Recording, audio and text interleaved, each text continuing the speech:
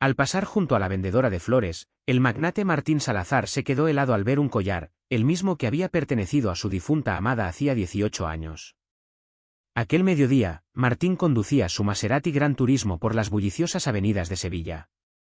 El cielo estaba despejado y brillante, pero nada parecía iluminar la oscuridad que habitaba en su corazón desde la muerte de Camila Ortega, su prometida. El recuerdo de aquella tragedia lo había convertido en un hombre duro, hermético, casi incapaz de sentir compasión. Al llegar al moderno complejo donde se ubicaba la sede de su empresa tecnológica, Innova Data, dejó el auto en manos del aparcacoches y avanzó con paso firme hacia la entrada. Como de costumbre, llevaba el gesto frío y la mirada perdida en pensamientos sombríos. Sin embargo, algo lo hizo detenerse de golpe, frente al edificio. Una joven no mayor de 20 años ofrecía flores en un pequeño puesto improvisado. Vestía un sencillo vestido blanco, con sandalias gastadas y una sonrisa genuina que contrastaba con la prisa y el traje oscuro de los ejecutivos, que pasaban de largo. Martín, acostumbrado a ignorar tales escenas, apenas le dirigió una mirada, hasta que reparó en el objeto que colgaba de su cuello. Era imposible no reconocerlo. Aquel collar de plata con un pequeño zafiro azul. El mismo que él mismo había regalado a Camila como símbolo de su compromiso. El corazón le dio un vuelco y, de inmediato, la furia lo dominó. Se acercó bruscamente.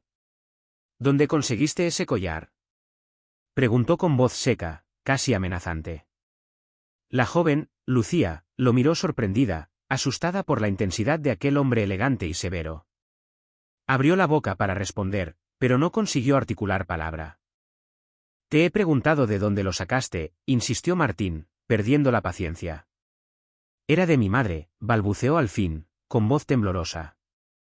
Martín, incapaz de contener su ira, tiró con fuerza del collar y lo arrancó de su cuello, rompiendo la cadena. Lucía gritó de dolor y desconcierto, atrayendo la atención de los transeúntes. ¡Ladrona!, vociferó él, mostrando el objeto en alto. Ese collar perteneció a Camila, mi prometida. La muchacha rompió a llorar. Sus lágrimas y la tensión en el aire atrajeron a un policía que patrullaba cerca. ¿Qué ocurre aquí?, preguntó el agente, interponiéndose. Ella llevaba un collar que pertenecía a mi prometida fallecida, replicó Martín, respirando con dificultad. Ya he recuperado lo que era mío. El policía observó a Lucía, que seguía sollozando y sujetándose el cuello enrojecido. Con gesto prudente, la apartó de la multitud. Vamos a resolver esto con calma, señor, dijo el agente a Martín. Este, todavía con el collar apretado en la mano, no respondió. Una mezcla de ira y desconcierto lo dominaba. ¿Cómo podía esa chica desconocida portar una joya tan íntimamente ligada a su pasado? Lucía fue conducida por el policía hasta una calle lateral. Martín permaneció de pie, mirando fijamente el collar que tanto dolor le traía de vuelta. La escena lo había perturbado más de lo que quería admitir. De regreso a su despacho, en el último piso del edificio, Martín apenas pudo concentrarse en nada. El collar reposaba sobre su escritorio, brillando bajo la luz artificial como un espectro del pasado. No podía dejar de preguntarse, ¿quién era esa joven? ¿Cómo había llegado a poseer algo tan personal de Camila? Esa misma noche, incapaz de conciliar el sueño, repasó una y otra vez la escena. El llanto de la muchacha, su voz quebrada, el miedo en sus ojos. Y, sobre todo, el recuerdo de Camila, enterrado en su memoria, regresando con una fuerza insoportable. Al amanecer decidió averiguar más. Volvió al lugar del incidente, esperando encontrarla de nuevo. No apareció. Preguntó a los comerciantes de la zona. Una frutera, mientras ordenaba sus cajas de naranjas, le respondió. ¿La chica de las flores? Sí, suele estar por aquí casi todos los días. Se llama Lucía. Buena muchacha, muy educada. Vende flores para pagar las medicinas de su padre enfermo. Martín quedó desconcertado. La imagen que se había formado, una ladrona vulgar, no encajaba en absoluto con aquella descripción. Con cada testimonio que recogía, el misterio crecía. ¿Cómo podía esa joven humilde poseer el collar de Camila? 2 días más tarde, Martín acudió a la comisaría donde había visto que se llevaban a Lucía. Allí, tras identificarse, Pidió hablar con el agente que había intervenido. ¿Qué pasó con la joven de las flores? Preguntó. ¿Lucía? Dijo el policía. Solo la apartamos del lugar. No hubo delito, así que quedó libre. Martín salió con una mezcla de alivio y frustración. Libre, sí, pero fuera de su alcance. Decidió continuar la búsqueda por su cuenta. Durante varios días recorrió calles, plazas y mercados, hasta que finalmente descubrió que Lucía había cambiado de lugar, ahora vendía flores en un barrio humilde, lejos del centro financiero. Cuando la vio a lo lejos, con la cesta de flores en brazos, sintió un nudo en el estómago. Inspiró hondo y se acercó. Lucía, la llamó. Ella lo reconoció de inmediato. Sus ojos se abrieron de miedo, pero no huyó. No quiero causarte más problemas, dijo Martín con voz contenida. Solo necesito respuestas. ¿Cómo obtuviste ese collar? La joven dudó. Tras unos segundos de silencio, respondió. Me lo dio mi padre, Ramiro. Dice que era de mi madre. Un escalofrío recorrió a Martín. Ese nombre no le decía nada, pero el hecho de que el collar proviniera de aquel hombre lo descolocaba. ¿Dónde está tu padre? Preguntó, con urgencia apenas contenida. Está muy enfermo, contestó Lucía. Necesita cuidados constantes. Yo vendo flores para comprarle sus medicinas. Martín sintió que algo se quebraba en su interior. La furia inicial se transformó en compasión y en una necesidad aún más intensa de comprender. Quiero hablar con él, pidió suavemente. ¿Puedes llevarme a verlo? Lucía lo observó con desconfianza. Finalmente, asintió. Está bien. Pero prométeme que no le harás daño. Te lo prometo. La casa estaba en las afueras, en un barrio sencillo de Sevilla. Lucía lo condujo hasta una vivienda modesta, con paredes encaladas y un pequeño jardín descuidado. En el interior, sobre una cama, yacía Ramiro, un hombre consumido por la enfermedad. Al ver a Martín entrar con el collar en la mano, levantó la mirada cansada. El silencio pesó unos segundos, hasta que Martín habló. Ramiro, ¿cómo conseguiste este collar? El enfermo suspiró, reuniendo fuerzas. Ese collar perteneció a la madre de Lucía, dijo al fin. Martín sintió que el aire le faltaba. Camila, murmuró, con la voz rota. Ella era mi prometida. Murió hace 18 años. ¿Cómo llegó este collar a ti? Ramiro bajó los ojos, avergonzado. Necesito contarte todo, susurró. Ramiro tardó unos segundos en ordenar las palabras, parecía que cada sílaba le costaba aire. Sus pómulos hundidos y la palidez de la piel hablaban por él, pero aún así consiguió sostener la mirada. Ese collar, dijo, pertenecía a Camila Ortega. Y sí, sé quién fue para ti.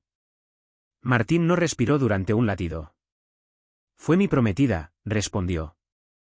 Hace 18 años me dijeron que murió. Nunca encontré su cuerpo. Solo hubo papeles, firmas, un expediente frío. ¿Qué hiciste? Ramiro cerró los ojos como si lo atravesara una punzada. Te debo la verdad entera. Conocí a Camila cuando empezó a trabajar en mi casa como asistenta de jornada. Yo acababa de heredar algunos negocios y tenía más poder del que sabía manejar. Ella era, distinta, discreta, firme, con una luz que no se apagaba ni siquiera al terminar el turno. Supe de vuestro compromiso por comentarios del vecindario. Y entonces perdí el juicio. Lucía, sentada en el borde de la silla, apretó las manos sobre la falda. No dijo nada. La presioné para que dejara de verte, continuó Ramiro. Ella se negó. La seguí, la acosé, usé contactos para que no la contrataran en otros lugares. Cuando supe que ibais a casaros, hice lo imperdonable, la retuve en una finca apartada, en la Sierra Norte, lejos de Sevilla. Allí le quité el collar. Era la prueba de que tu mundo seguía dentro del suyo. Yo quería borrarte. Creí que, con el tiempo, me aceptaría. Martín no parpadeó. Podía escuchar su propio pulso en los oídos. Meses después, dijo Ramiro, Camila estaba embarazada. Ya lo estaba cuando la saqué de tu vida. Nunca dejó de repetir que la criatura era tuya, que había sido concebida antes de que yo me interpusiera. Yo no quise creerla. No quise porque admitirlo habría sido mirarme a un espejo insoportable. Nació Lucía en medio de aquel cautiverio. Camila era fuerte, Martín. Mucho más que yo. Nunca dejó de resistir. Lucía se llevó una mano a la boca. Sus ojos, que hasta entonces se movían entre el miedo y la rabia, quedaron suspendidos. Cuando la situación se volvió insostenible, preparé mi vía de escape, prosiguió Ramiro. Falsifiqué documentos, hice pasar a Camila por muerta en un accidente doméstico y salí de la ciudad con la niña. Me llevé el collar como un botín, un trofeo de mi victoria mezquina. Crié a Lucía como si fuera mi hija. No merezco su amor, pero es lo único que me mantiene respirando. La habitación quedó en silencio. Afuera, un perro ladró detrás de una tapia y se volvió a hacer el mismo silencio pesado. ¿Dónde está Camila?, preguntó Martín al fin, con una calma que a Lucía le pareció más peligrosa que cualquier grito. Ramiro tragó saliva. Escapó. Una noche en que me confié. Dejó una nota sin rencor. Solo decía, no puedo vivir en esta mentira. Buscaré donde no me alcances. Supe, por un conocido del servicio de correos, que se había establecido en un pueblo remoto, Valdeolivo, en el límite con Extremadura. Nunca fui. La vergüenza me lo impidió. El miedo también. ¿Tienes una dirección? Martín se inclinó hacia él. Ramiro asintió lentamente y señaló un cajón. Lucía lo abrió y encontró un sobre arrugado con letras inclinadas, Camila Ortega, calle del Olmo 7, Valdeolivo. El papel olía a humedad y a años perdidos. Martín tomó el sobre con manos que ya no temblaban. La decisión tenía el peso de un veredicto. Gracias por decirlo, dijo sin agradecer. Esto no te absuelve, Ramiro. Pero hoy no he venido a ajustar cuentas. He venido a recuperar mi vida. Se volvió hacia Lucía. La miró como si acabara de descubrir un planeta que siempre estuvo en su cielo. Si lo que dice es cierto, tú, empezó, y la voz se le quebró, tú eres mi hija. Lucía inspiró por la nariz, como si las palabras fueran un golpe de aire frío. Siempre me dijo que mi madre era una buena mujer, susurró. Nunca habló de ti. Nunca, miró a Ramiro, nunca me diste una pista. Porque si la dabas, te desmoronabas, intervino Ramiro, el hilo de la voz casi roto. Y yo también. Martín se enderezó. Tengo muchas culpas que asumir, Lucía. Empezando por haberte arrancado el collar como un bárbaro el día que te vi. No volveré a tocarte sin tu permiso. Pero te pido algo, ven conmigo. Vamos a buscarla. Lucía bajó la vista hacia las flores marchitas que traía en la cesta, como si allí pudiera encontrarse una respuesta. Cuando levantó la cabeza, el rostro se le había asentado en una determinación nueva. Voy, dijo. Quiero mirar a mi madre y preguntarle todo lo que no pude. Martín asintió apenas. Ramiro volvió el rostro hacia la ventana. No pidió perdón, ya lo había gastado. Esa noche, en su ático de La Guaira, Martín no encendió ninguna luz. El collar descansaba sobre la mesa de comedor, subrayado por el reflejo naranja de una farola. Había pasado 18 años coleccionando silencios, silencios en juntas, silencios en ascensores, silencios en funerales. Innova Data había crecido como una bestia disciplinada bajo su mando, el mercado lo respetaba, los medios lo perseguían, los rivales lo temían. Pero el hombre que se afeitaba cada mañana frente al espejo estaba hecho de piedra. Marcó un número en el móvil y esperó. Sí. La voz de Lucía sonó cauta. Soy Martín. Perdóname, dijo sin preámbulos. Por el collar, por el insulto, por todo lo que hice cuando estaba ciego. Mañana, a las 9, en la cafetería de la Alameda de Hércules, la que tiene azulejos azules en la barra. Llevaremos este collar, pero no como arma, como brújula. Hubo un silencio breve y luego un suspiro. Estaré allí. La cafetería olía a café recién molido y a tostadas con aceite. Martín llegó antes que la hora, dejó el collar dentro de una cajita y la colocó en la mesa, como quien deposita una carta de renuncia. Cuando Lucía cruzó la puerta, con una blusa sencilla y el cabello sujeto, él se puso de pie por puro reflejo antiguo.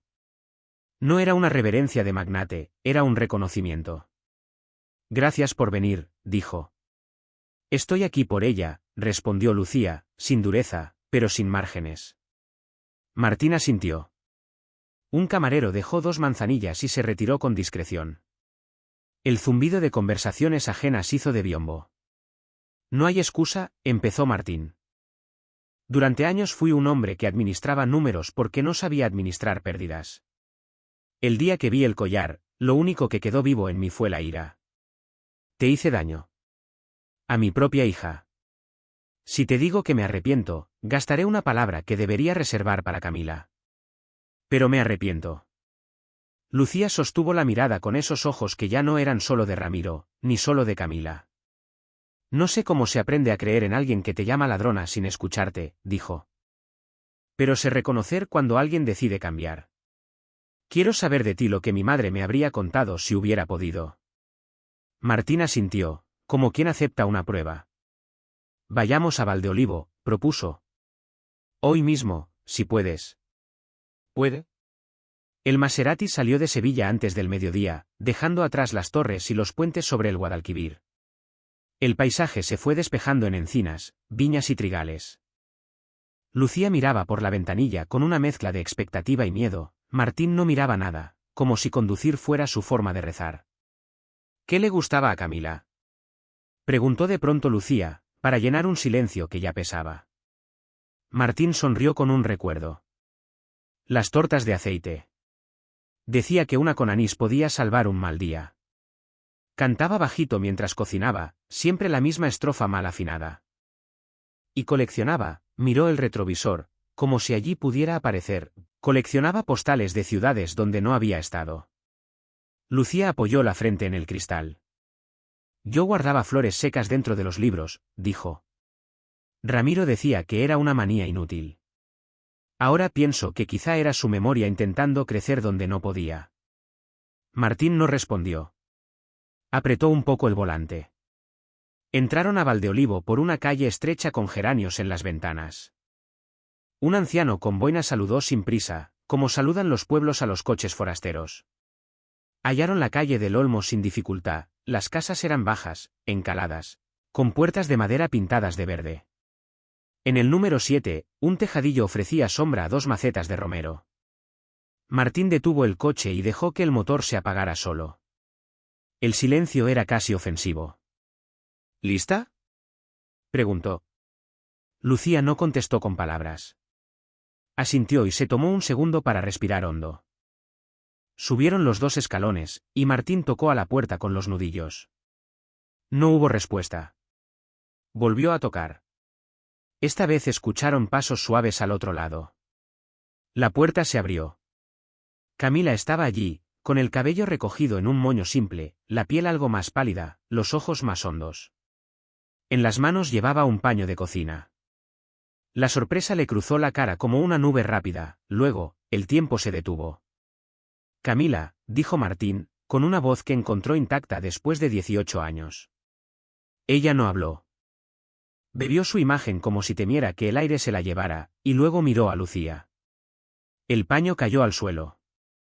Hija, fue lo único que dijo. Lucía dio un paso y otro, y cuando llegó a los brazos de su madre se escuchó el sonido sordo de 2 vidas que vuelven a encajar. Martín observó aquella geometría de abrazos con la sensación física de que alguien le estaba soltando un cinturón que le oprimía el pecho desde hacía media vida. Pasaron dentro. La casa era modesta, una mesa de madera, una estantería con libros gastados, 2 sillas de anea, un ventanuco desde el que se veía un olivo de verdad, no solo de nombre. Camila sirvió té de hierbabuena con manos que temblaban y se sentó frente a ellos. Martín, dijo por fin. Nunca pensé que volvería a verte sentado a mi mesa. Tampoco que vería a Lucía, con esa edad. La última vez, su voz se fue a un lugar que no quería habitar. No tienes que contarlo todo hoy, intervino él. Pero sí debo decirte algo, nunca creí en tu muerte. Me lo dijeron, lo firmaron, lo decretaron, pero mi cuerpo no lo aceptó. Me convertí en otra cosa, en un animal que trabaja y come y duerme. Eso fue mi vida. Hasta que vi el collar. Camila bajó la mirada hacia la cajita que Martín había puesto en la mesa. Lo quitó él, dijo con un hilo de voz. Ramiro. Me lo arrancó la noche que, se detuvo. No quiero usar más esa noche como excusa para todo. Solo quiero decirte que te esperé dentro de todas las puertas que se me cerraban. Y que, cuando pude escapar, supe que no tenía derecho a llevarte al mismo miedo. Vine aquí. Aprendí a vivir con poco y a temer poco.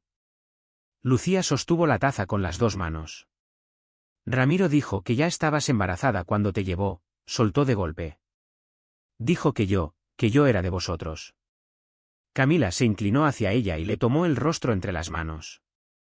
Eres nuestra hija, afirmó. De Martín y mía. Te hablé todos los días para que oyeras mi voz por dentro. Te prometí que un día la escucharías por fuera. Me equivoqué en el calendario, pero no en la promesa. Lucía se echó a llorar sin aspavientos, como lloran los adultos que han aprendido a no romperse del todo. Martín dejó que las lágrimas hicieran lo que querían hacer, no se disculpó ante nadie por ellas. Hablaron durante horas. Camila contó lo que podía contar sin volver a entrar en los cuartos oscuros, la finca, las rejas, la ventana pequeña, el primer intento fallido de huida, la noche en que un descuido le abrió una rendija y la carta que dejó sobre una mesa que no era suya. Sus años en Valdeolivo, jornadas en la tienda del pueblo, tardes enseñando a leer a dos niños vecinos, domingos de silencio y pan con aceite. Nunca dejé de guardar postales, dijo con una sonrisa frágil. Esta vez de lugares de los que ya ni siquiera me importaba si eran reales. Me bastaba con imaginarlos. Martín habló poco. Dijo lo justo sobre su carrera, su empresa, el cascarón que se construyó por dentro. Cuando terminó, Camila le tendió la mano sobre la mesa. No era un perdón teatral, era una invitación a empezar. Si algo aprendí, añadió ella, es que el rencor pide cada día su ración y nunca se sacia. No quiero alimentarlo más. Lucía las miró a ambos. Ramiro está enfermo, dijo. Vive en una residencia. Lo sé, no hay disculpa suficiente para lo que nos hizo. Pero también sé que fui su única familia durante años. No puedo querer que lo encarcelen para morirse allí. No sé qué hacer con esto. Camila cerró los ojos un instante. Yo no tengo hambre de venganza, respondió.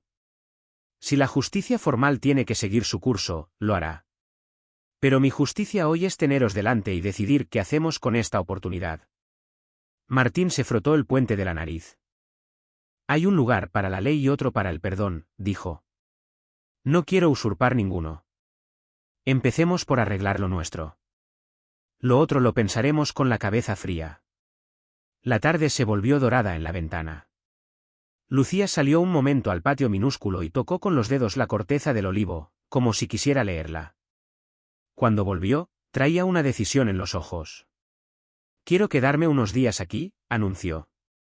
Quiero oír a mamá hablar de cómo le gusta el café, cómo dobla las sábanas, cómo nombra las cosas.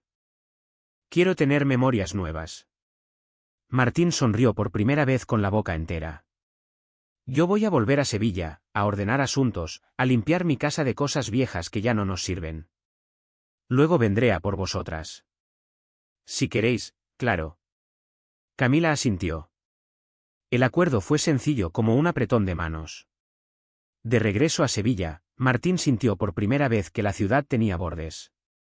Pasó por el puente de San Telmo, vio reflejos en el río. Oyó a dos jóvenes discutir sobre fútbol en un semáforo. Todo parecía pertenecer a una versión más nítida del mundo. Al día siguiente convocó a su equipo directivo en la sala grande de Innova Data.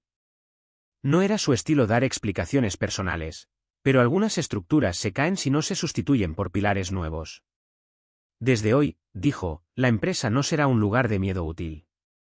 Será un lugar de respeto útil. Voy a escuchar, a corregir lo que funcione mal y a pedir perdón cuando me equivoque. Quien no sepa tratar con personas, no sabrá tratar con datos. Hubo miradas de sorpresa, una tos nerviosa, dos sonrisas incrédulas. Martín no buscaba aplausos. Quería cambiar el aire. Esa tarde, envió un mensaje a Lucía. He dejado en la recepción de tu pensión un sobre con los papeles que te pertenecen. Mi apellido está ahí si quieres usarlo. No es una obligación, es un derecho. Lucía respondió horas después. Gracias. No sé si lo usaré, pero saber que puedo me desata algo por dentro. Mamá está bien. Hoy cocinamos juntas. Me habló de tus chistes malos. Martín soltó una carcajada muda que le pareció una primicia. 3 días después, volvió a Valdeolivo. Traía en el maletero una caja con libros que Camila había amado años atrás y que él había guardado por superstición. O por amor, que a veces se parecen, una edición gastada de Platero y yo, un recetario con anotaciones torcidas, un álbum vacío. Camila abrió la caja como se abre un cofre. ¿Guardaste todo esto?, preguntó. No supe tirarlo, admitió Martín. Por si alguna vez hacían falta. Pasaron la tarde pegando postales nuevas en el álbum, una de Lisboa, otra de Cagliari, una del Tívoli romano. Lucía añadía recortes de flores secas entre página y página. Al final, Camila escribió con su letra inclinada en la primera hoja, segundo comienzo. Quiero proponeros algo, dijo Martín mientras recogían la mesa. Venid a Sevilla unos días. Mi casa no es un museo. Quiero que sea un lugar habitable. No para exhibir lo que logré, sino para compartir lo que nos queda. Camila miró a Lucía. Lucía asintió. Ese gesto, sencillo y total, hubiera bastado para cerrar un tratado. Entraron juntos en el edificio de La Guaira un viernes por la tarde. El portero levantó las cejas, más por sorpresa que por cotilleo. En el salón, Martín retiró del aparador las fotografías frías de galas y entregas de premios y dejó, en su lugar, una sola, Camila con el cabello al viento, tomada por él en una playa que no recordaba bien. No vamos a vivir de reliquias, dijo, y lo dijo también para sí. Pero algunas cosas recuerdan quiénes somos. Camila recorrió la casa con una calma nueva. Tocó la encimera, abrió una ventana que nunca abrían, cambió la cazoleta del quemador de esencias, encendió una vela de azahar. El aire se volvió menos severo. No he dejado de trabajar, anunció Martín. Pero voy a dejar de esconderme trabajando. Mañana iremos a ver a Ramiro. No quiero que esa puerta se quede cerrada por cobardía. Lucía sintió un latigazo en el estómago. Yo también quiero verle, dijo. Y decirle lo que tengo que decirle. Camila no discutió, no protegió en exceso. Aprendió a golpes que algunas decisiones no toleran tutelas. La residencia se encontraba en el barrio de Los Remedios, en un edificio luminoso con patios interiores y olor a lejía y tomillo. Una enfermera, amable por vocación más que por turno, los condujo hasta una habitación con vistas a un patio donde un limonero sostenía 5 limones exactos.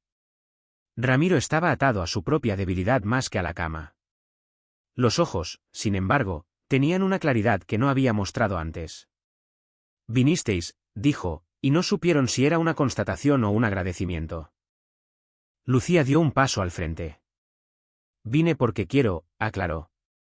No para perdonarte con prisa ni para odiarte con comodidad.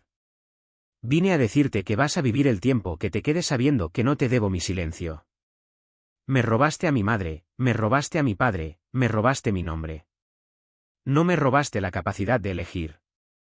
Y hoy elijo estar aquí y seguir adelante.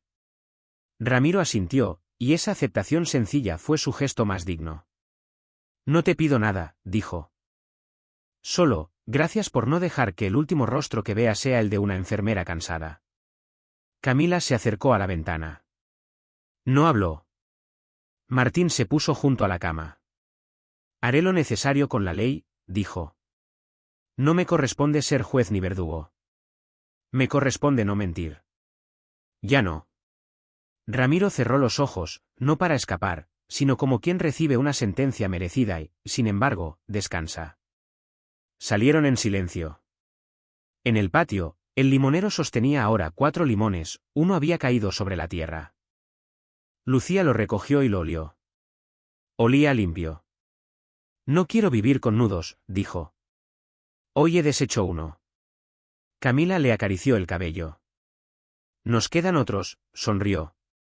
Pero ya sabemos cómo se hace. Esa noche cenaron juntos en la terraza de La Guaira. No celebraban una victoria ruidosa, celebraban la posibilidad. Camila contó una anécdota de cuando aprendió a hacer pan con masa madre. Lucía explicó por qué algunas flores duran más secas que frescas. Martín, que solía quedarse callado cuando la conversación no trataba de estrategias, participó. Mañana, dijo, quiero que me acompañéis a Innovalata. No para enseñaros lo grande que es el edificio. Para escuchar propuestas sobre cómo volverlo habitable. La empresa me salvó de un naufragio, pero nunca fue un hogar. Camila le guiñó un ojo. Te doy mi primera propuesta ahora, quita esas sillas que parecen diseñadas por alguien que odia la espalda ajena. Martín rió. Lucía también. Hecho, dijo él. Y pondremos plantas. No plásticos de diseño. Verdes que respiren. Camila levantó su copa de agua. Por el segundo comienzo, brindó. Por el segundo y por los que hagan falta, añadió Martín. Lucía miró hacia el interior de la casa, y en un estante, vio la cajita del collar. La abrió. El zafiro azul devolvió un brillo pequeño, suficiente. Quiero quedármelo, dijo. No como una cadena, sino como una historia que ya no me aprieta. Martín se lo entregó sin ceremonia. Es tuyo desde antes de nacer, respondió. Yo solo tuve la mala idea de olvidarlo. La noche se asentó sobre Sevilla con una brisa que olía a azahar, aunque la temporada hubiera pasado. A veces la ciudad inventa el olor que necesitas. Mañana, dijo Camila, recogiendo los platos, iremos también al mercado de Triana. Me apetece comprarte esas tortas de aceite que decías. Quiero tener rutinas, Martín. Rutinas que no duelan. Yo también, dijo él. No hubo promesas grandilocuentes. Solo 3 personas aprendiendo a habitar el mismo presente sin pedirle demasiado al futuro ni excusas al pasado. Afuera, un tranvía dejó su rumor fino. Adentro, el zafiro sobre la mesa parecía menos joya y más brújula, otra vez. El bullicio frente al supermercado Maxi Market quedó congelado. Un Bentley Continental acababa de detenerse junto a la acera polvorienta. Nadie esperaba lo que vendría después. De la puerta descendió una mujer alta, con un mono color crema que parecía hecho a medida para cada línea de su figura. Sus tacones resonaron contra el pavimento como una declaración de guerra silenciosa. Su sola presencia giró cabezas. Era Verónica Durán, la reina indiscutible del software en Barcelona, fundadora de Tecnova, rostro habitual de revistas de negocios. Pero esa mañana no había venido a conceder entrevistas ni a comprar vino caro. Caminó directo hacia un hombre sentado en el suelo, con una chaqueta marrón hecha jirones y una bolsa negra colgando del hombro. El hombre levantó la mirada despacio, con barba enmarañada y ojos apagados. Nadie nunca se detenía frente a él, y menos alguien como Verónica. Me llamo Verónica, dijo ella, sonriendo con suavidad. Samuel. Samuel Paredes, respondió él, con voz cascada. Y entonces ocurrió lo impensable. Te he escuchado hablar aquí, dijo ella. Hablas de datos, de negocios, de economía como alguien que ha vivido en ese mundo. No sé quién eres ni qué pasó contigo, pero creo que solo necesitas una segunda oportunidad. Respiró hondo, su corazón martilleando. Así que te voy a preguntar algo que sonará a locura. ¿Te casarías conmigo? El silencio fue absoluto. Samuel abrió la boca, incrédulo. Una risa triste se le escapó. Si lo dices en serio, entra a ese supermercado, compra un anillo y vuelve. Pídemelo de rodillas. El público alrededor jadeó. ¿Rechazar a una multimillonaria? Verónica no se inmutó. Entró en Maxi Market con paso firme. 5 minutos después salió con un anillo de diamantes en la mano. Sin dudar, se arrodilló frente a él. Samuel Paredes, su voz tembló levemente, ¿te casarías conmigo? Él la miró como si despertara de una pesadilla. Y lentamente, asintió. Sí. El aplauso estalló entre la multitud. Samuel, todavía aturdido, se dejó llevar. Verónica abrió la puerta del Bentley. Ahora sube. Voy a mancharte el asiento, murmuró él, mirando su ropa. No me importa. Samuel se levantó despacio, como quien resucita. Y con ese gesto dejó atrás la vida que había conocido durante años. El coche avanzó hacia el centro de la ciudad, donde los edificios de cristal reflejaban el sol Mediterráneo como cuchillas.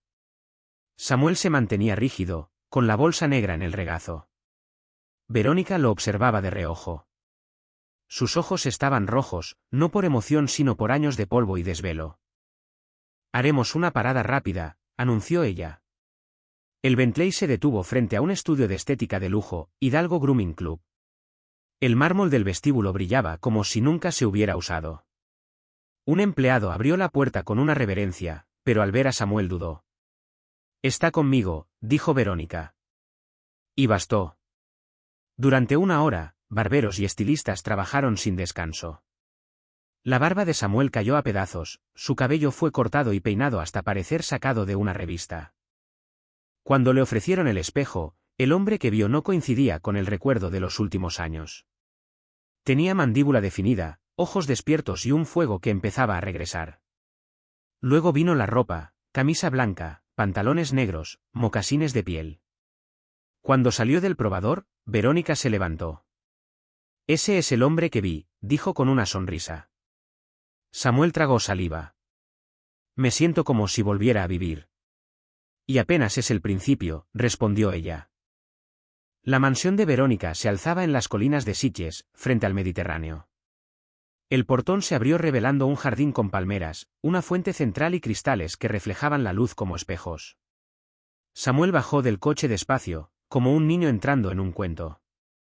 Dentro, los suelos relucían y el aire olía a lavanda. En la escalera apareció una niña con rizos y un osito de peluche en la mano. «Mamá, ¿quién es?», preguntó.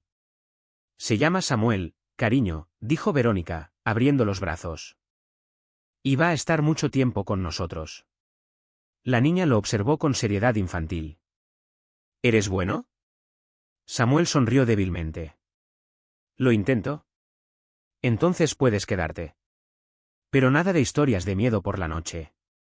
Él rió, un sonido que llevaba años dormido en su garganta.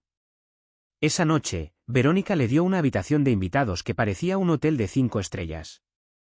Samuel cenó pollo asado con patatas y ensalada fresca. Cada bocado era un recordatorio brutal de lo que había perdido. Cuando acabó, se quedó en el balcón mirando las luces de la ciudad. Verónica se le unió con 2 copas de vino. «Ahora dime, ¿quién eres en realidad, Samuel?». Él bajó la vista. «Fui uno de los mejores analistas de datos de Madrid. Trabajé con bancos, consultoras, ministerios. Tenía esposa, Clara, y 2 hijos, Mateo y Alba. Mis padres vivían con nosotros. Era feliz. Hasta un diciembre en que viajaban a Roma para pasar las fiestas. Yo iba a unirme al día siguiente. Pero el avión, trago seco. No sobrevivió nadie». La copa de Verónica tembló en su mano. «Perdí todo», continuó Samuel. «No quería dinero ni amigos. Ni siquiera quería respirar. Caminé lejos de mi vida y no regresé jamás. He vivido bajo un puente desde entonces». Ella lo escuchó en silencio. «Finalmente», dijo. «Sé lo que es ese dolor. Perdí a mis padres en un accidente de coche. Y mi marido desapareció cuando nuestra hija tenía apenas 2 años. Lloré, recé, esperé. Y un día entendí que no regresaría». Samuel la miró incrédulo. «¿Y construiste todo esto después de eso?». «Tenía que hacerlo por mi hija y por mí». Hubo silencio, roto solo por el canto de los grillos. Samuel respiró hondo.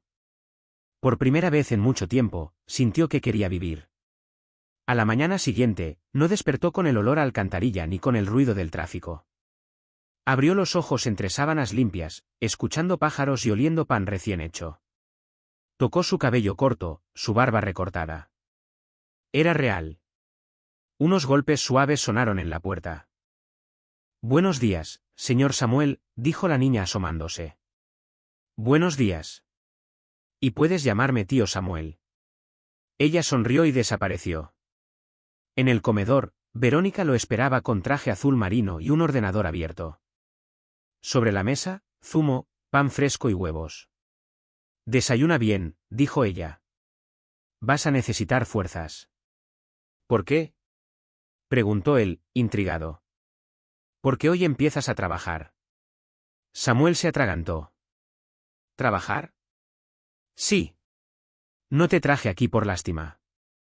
Te traje porque sé lo que eres capaz de hacer. Tecnova necesita mentes como la tuya. Él bajó la mirada a su plato. No sé si estoy listo. Yo sí lo sé, replicó ella. Confía en mí. Horas más tarde, Samuel caminaba junto a Verónica en el vestíbulo de la torre de cristal que albergaba Tecnova. Todo era acero, pantallas y empleados con credenciales colgadas al cuello. Los saludos a Verónica eran reverentes. Algunos miraban a Samuel con curiosidad, murmurando, ¿es su chofer, su guardaespaldas? Nadie preguntó en voz alta. Ella abrió la puerta de una oficina privada, luminosa y equipada con monitores, pizarras llenas de fórmulas y un cartel, bienvenido, señor Paredes, jefe de inteligencia de datos. Samuel se quedó paralizado. ¿Esto es para mí? Desde hoy trabajas directamente conmigo. Al principio fue duro. El software había cambiado, las herramientas eran nuevas. Pero los instintos no mueren. En una semana ya detectaba patrones que ahorraban millones a la empresa. En un mes, estaba dando charlas a jóvenes analistas. Verónica lo observaba con un orgullo silencioso. Cada vez que entraba en su oficina y lo encontraba concentrado, le parecía ver cumplida la intuición que tuvo aquel día en la calle. Una tarde le entregó un informe. Acabas de ahorrarnos 200 millones de euros en pérdidas, le dijo. El consejo está impresionado. Samuel tragó saliva. Solo hice mi trabajo.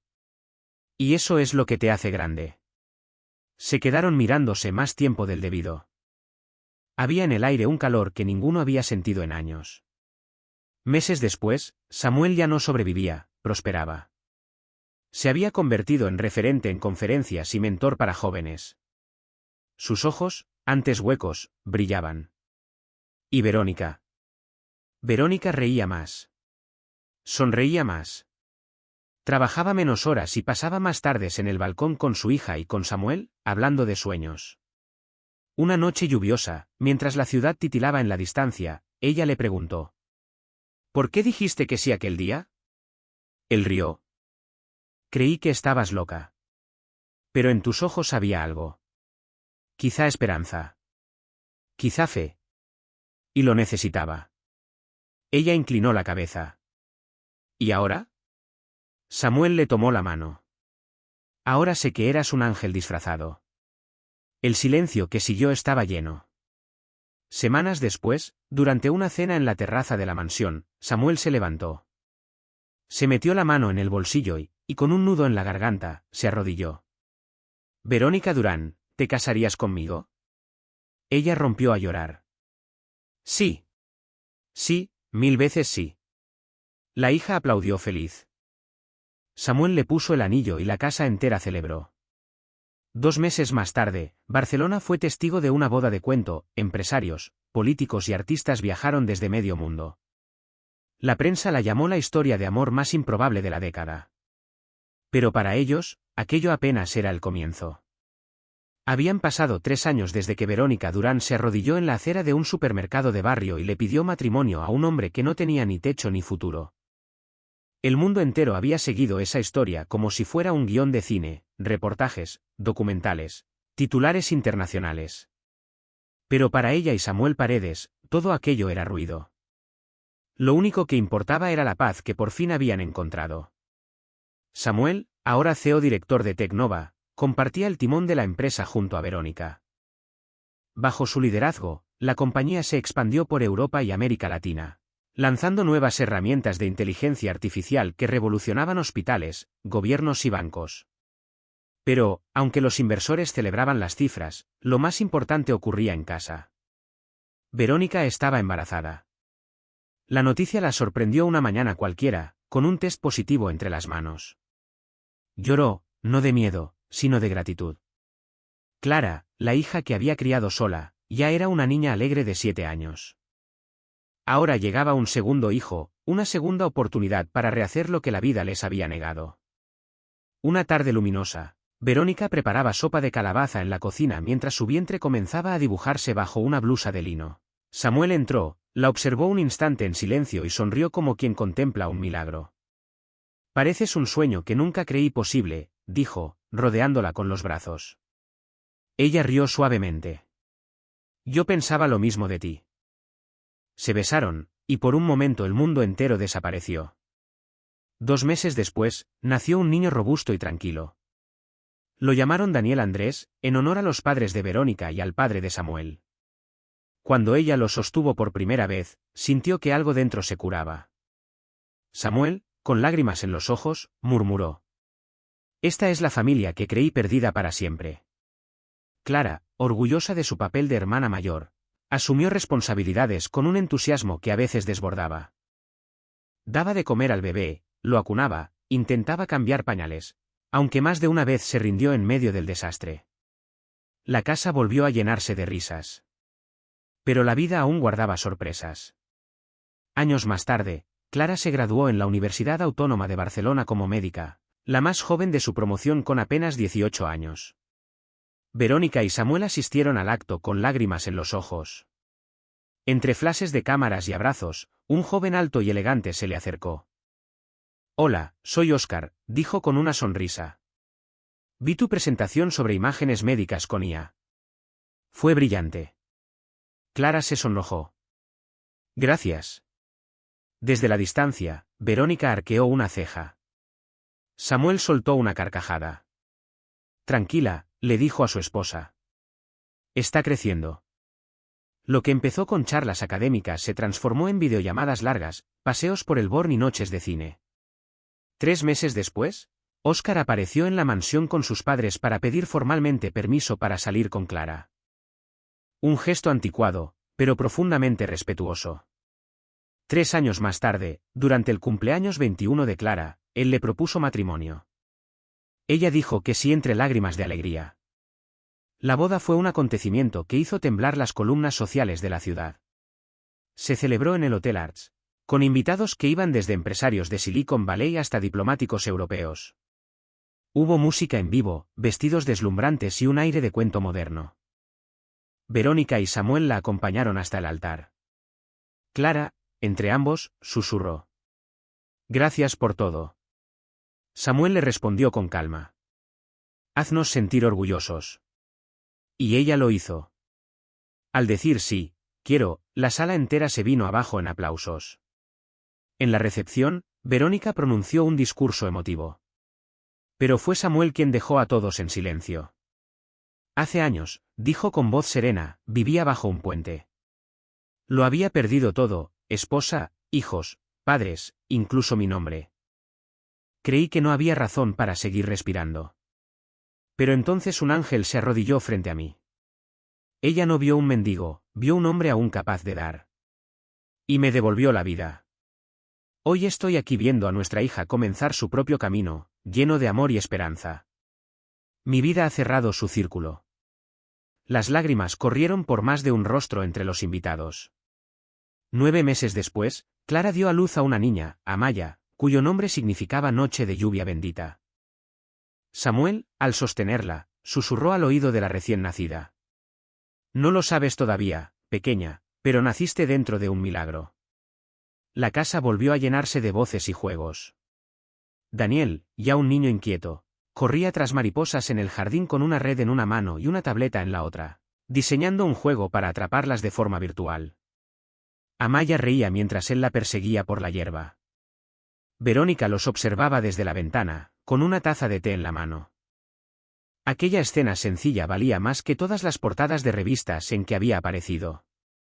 Una tarde, reunió a la familia en el salón. Clara y Óscar estaban en el sofá con Amaya entre ellos.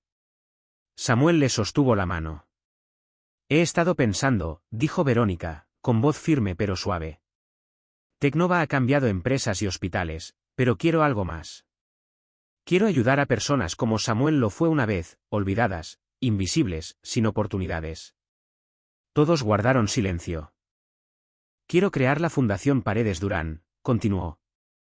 «Un lugar para dar segundas oportunidades, para enseñar oficios y tecnología a quienes no tienen nada. Para que nadie vuelva a creer que su historia terminó. Samuel la miró con los ojos vidriosos. ¿Llevará mi nombre? El nuestro, corrigió ella. El de lo que representamos. Él se tragó las lágrimas. Nunca dejarás de sorprenderme. Clara aplaudió suavemente. Mamá, es hermoso. Óscar asintió. Cuenta con nosotros. Daniel levantó la mano. Yo hago la web. La risa estalló entre todos. 3 meses después, la fundación abrió sus puertas en las afueras de Barcelona, en unos terrenos que antes habían sido un mercado abandonado. Había dormitorios, aulas, laboratorios, incubadoras de startups. Pero lo más valioso eran las personas, antiguos sin techo convertidos en programadores, viudas enseñando diseño web, jóvenes que antes vendían baratijas en la calle presentando proyectos a inversores. En cada aula, en cada cartel, se leía la frase que se volvió lema. Tu historia aún no ha terminado. Durante la inauguración, Verónica declaró. Esto no es caridad. Es justicia. Nadie está demasiado lejos para ser rescatado. Samuel lo sabe. Yo también. Él añadió con voz quebrada. Cuando perdí a mi familia, creí que había perdido el derecho a vivir. Pero Verónica me devolvió una razón. Esta fundación es eso, razones para seguir. Los aplausos retumbaron en el aire. Años después, la fundación creció más allá de España. Verónica y Samuel dieron conferencias en universidades y foros internacionales. Su historia se convirtió en libros, documentales y hasta obras de teatro. Clara, convertida en una médica brillante, cofundó con Óscar una startup de salud digital. Amaya, su hija, publicó cuentos infantiles inspirados en la vida de sus abuelos. Daniel, el soñador, lanzó una aplicación educativa que enseñaba a niños rurales a programar jugando. Un amanecer, Samuel y Verónica se sentaron en un banco del jardín de la fundación.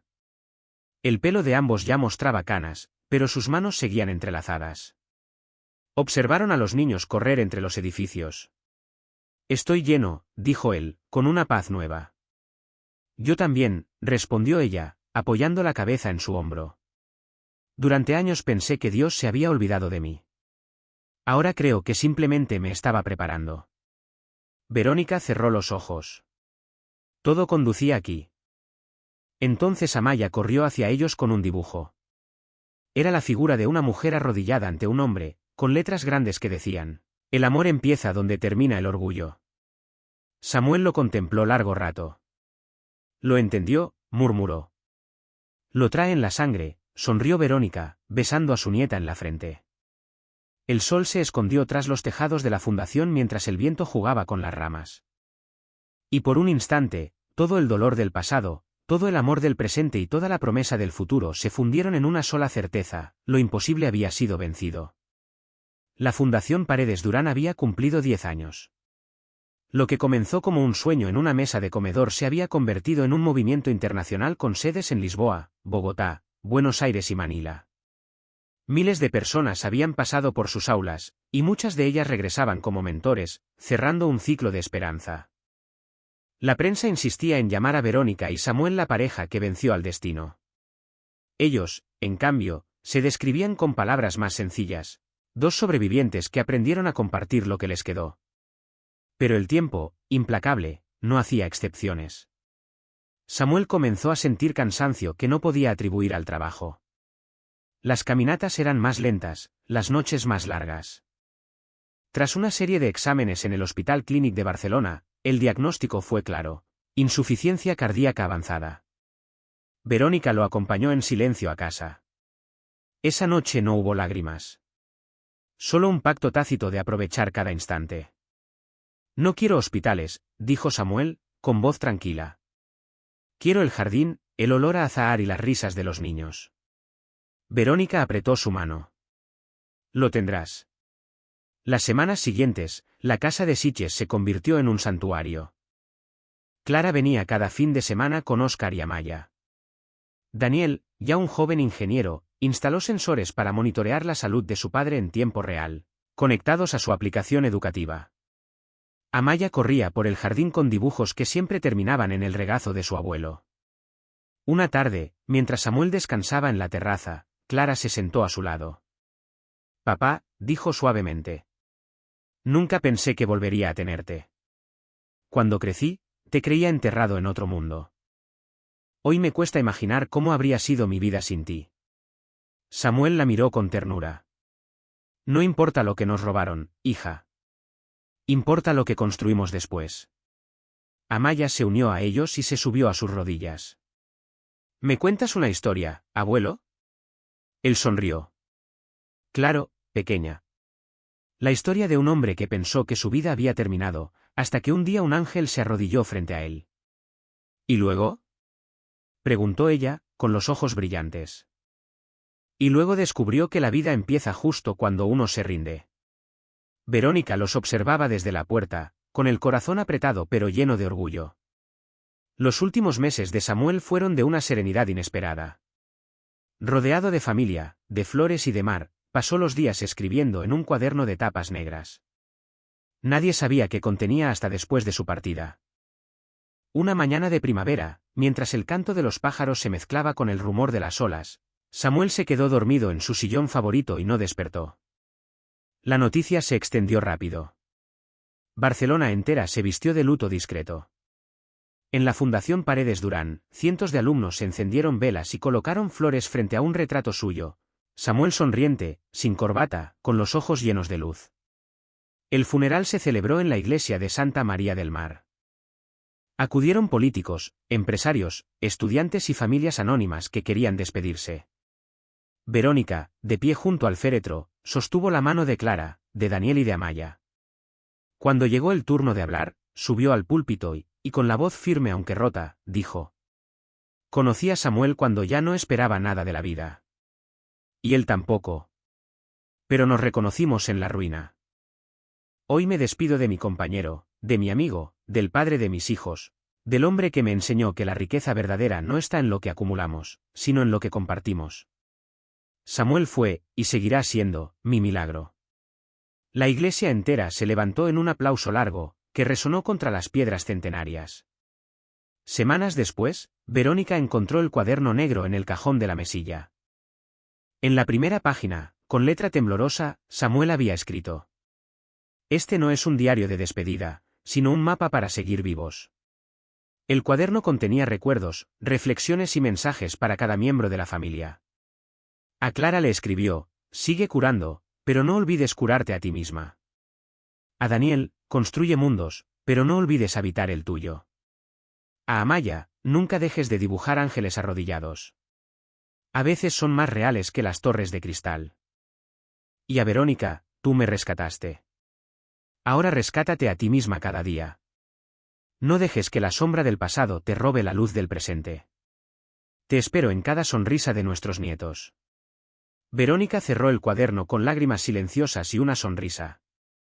Sabía que su vida no terminaba allí, sino que apenas comenzaba un nuevo capítulo. Los años pasaron. La fundación se consolidó como referente mundial. Clara lideró proyectos médicos en África y Asia.